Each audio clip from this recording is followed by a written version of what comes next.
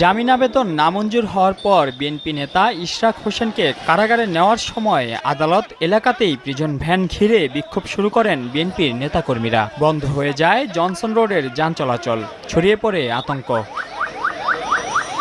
পুলিশকে লক্ষ্য করে ইটপাটকেল ছুটতে থাকেন বিএনপির নেতাকর্মীরা। ভাঙচুর করা হয় কয়েকটি গাড়ি, আহত হন প্রিজন ভ্যান চালক, পুলিশ সদস্য। পরিস্থিতি নিয়ন্ত্রণে আনতে রাবার বুলেট ছোড়ে পুলিশ, ছত্রভঙ্গ করতে করা হয় লাঠিচার্জ। এতে কয়েকজন নেতাকর্মী আহত এবং আটকের দাবি করেছে দলটি।